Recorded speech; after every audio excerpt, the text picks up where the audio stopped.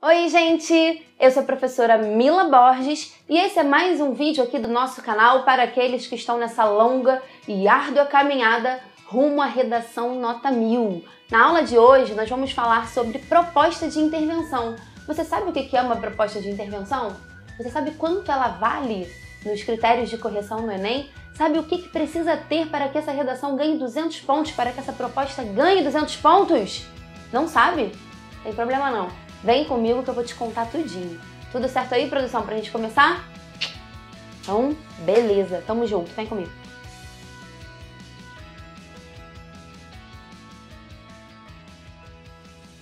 Então, gente, proposta de intervenção, né? Esta que muitas vezes faz com que os candidatos fiquem de cabelo em pé, porque ela vale 200 pontos. Nós sabemos que a redação no Enem vale 1000, divididas em 5 competências, cada competência em alguma coisa, né? Os temas do Enem normalmente trazem uma problemática social, e aí a banca quer saber se você consegue refletir criticamente e elaborar o texto. Então isso é uma proposta de intervenção. Pensar em medidas, soluções, alternativas que possam solucionar, minimizar, atenuar da redação, vem dizendo o seguinte, que você deve elaborar uma proposta de intervenção que respeite os direitos humanos. Então você não pode ferir os direitos humanos. Mas aí eu te pergunto, quais são os direitos humanos? Você os conhece?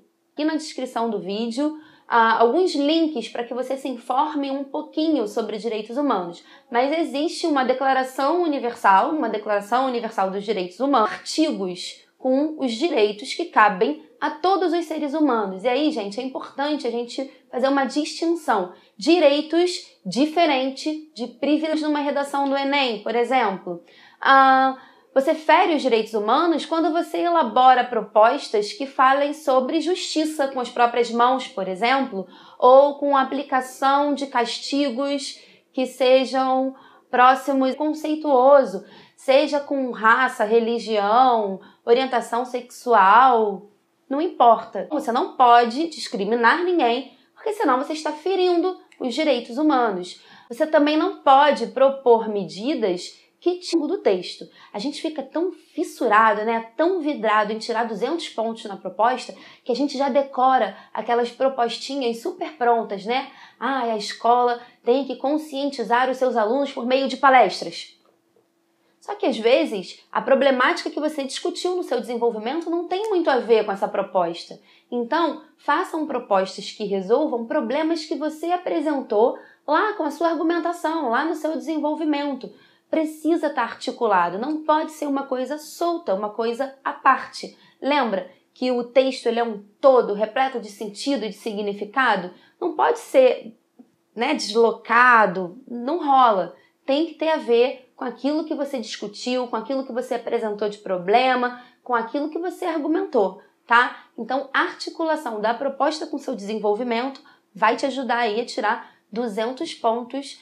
Outra coisa, é maneiro também quando a gente propõe coisas que abranjam o nível global e o nível individual. O nível global se referiria, por exemplo, a leis, a medidas que a mídia toma, que atingem um grande número de pessoas. E o nível individual é efetivamente a mudança do indivíduo na sociedade, né? Para que os problemas sejam resolvidos, o indivíduo precisa mudar o seu pensamento, o seu comportamento.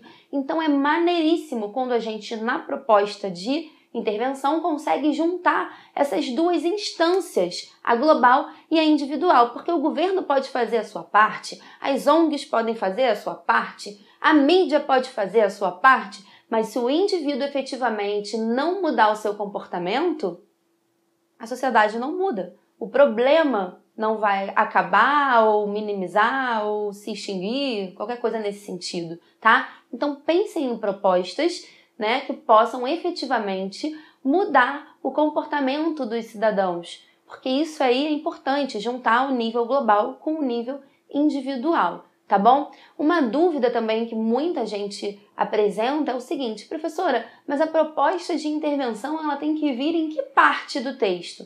Olha, efetivamente, a proposta de intervenção pode aparecer a qualquer momento do seu texto, tá? Em qualquer parte do seu texto. Mas a maioria dos professores de redação sugerem, e é uma sugestão que eu também faço a vocês, que você guarde as propostas para a conclusão. Até por uma sequência lógica, né? Primeiro, na introdução, você vai apresentar a problemática, né? E o seu ponto de vista a respeito disso.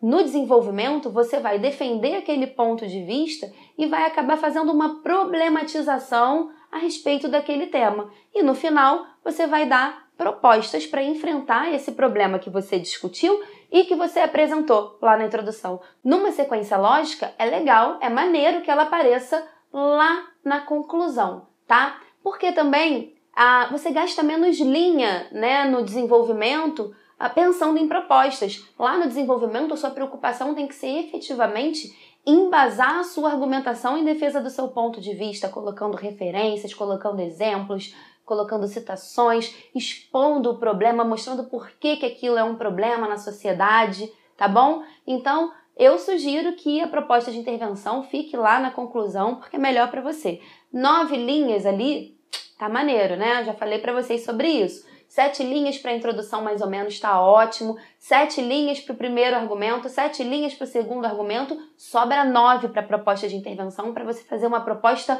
super completa. Esse é outro ponto, tá? O corretor quer ver uma proposta muito completa, muito perfeita, linda, de bonita e de maravilhosa, muito detalhada. Então, existem 3 questões que, se você responder certinho, você vai tirar 200 pontos. Quais são essas questões? Primeiro, você tem que explicitar quem deve agir. Tem que ter um agente, né? Tem que ter alguém, algum órgão, algum núcleo que realize uma ação. Depois, a ação, a proposta efetivamente, né? Então, quem deve agir e o que deve ser feito. E por último, não menos importante, quer dizer, eu diria que até o mais importante de todos, porque a questão que os alunos mais esquecem é como essa proposta vai ser aplicada.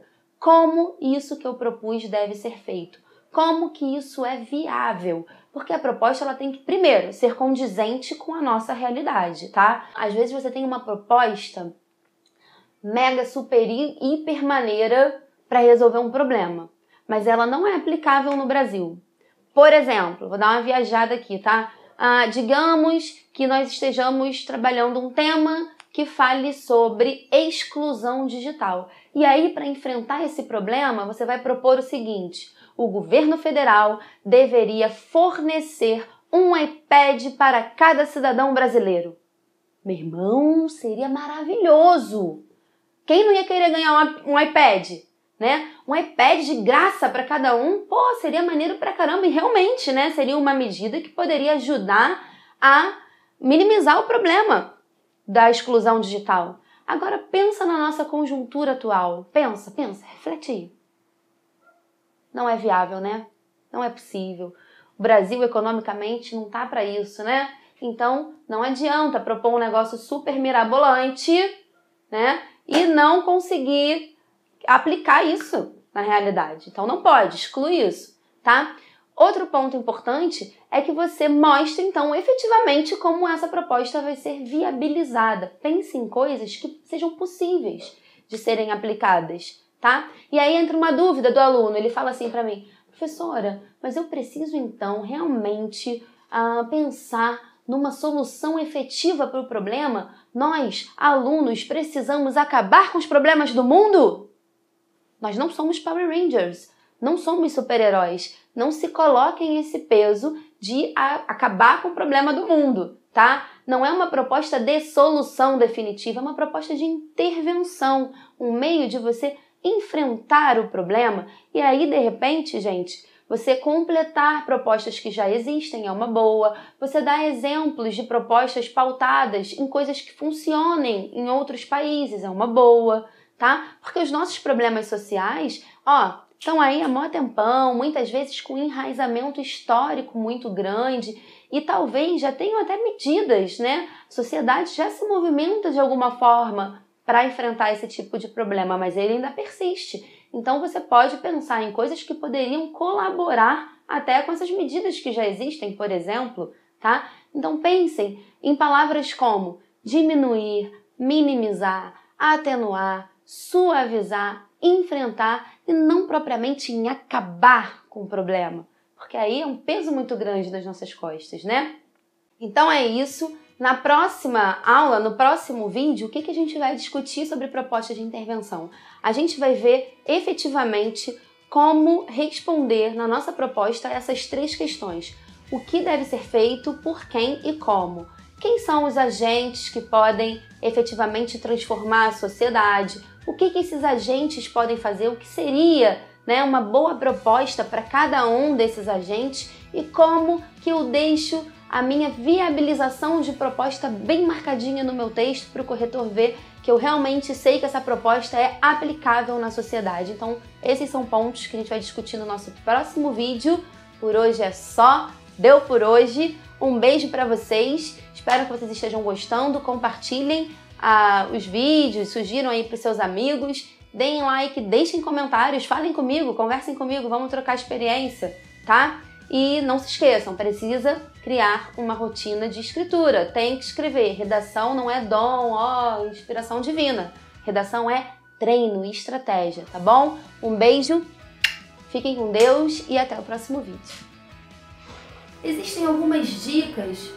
Sirene.